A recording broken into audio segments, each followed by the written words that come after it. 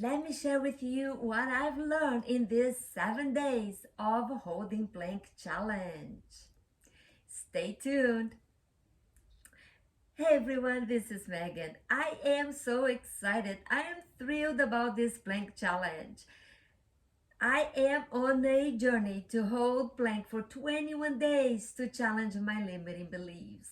And today is my 7th day. Let me share with you 3 things I learned from this journey. Point number 1, I learned that accountability is key.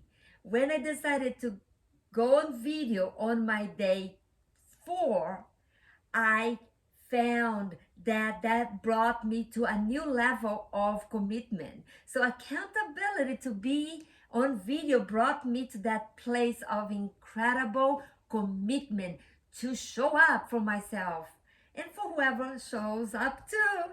There it is, accountability. Do you have that? Do you hold yourself accountable? Accountability is key for growth. Point number 2, I am really amazed by how my limiting beliefs are strong. My commitment is to hold plank pose for 3 minutes, only 3 minutes. And I found that on my 4th and 5th day, I was holding almost for 5 minutes. I was shocked how stronger I am than I gave myself credit for. So, yes, this is working. You are stronger than you think, my friend.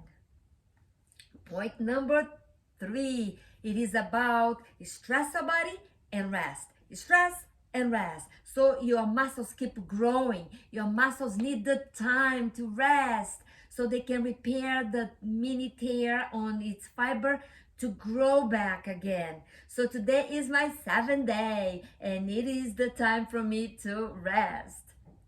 No plank pose from me today, and I am looking forward to continue this challenge and share with you what I'm learning. I'll see you tomorrow on day 8.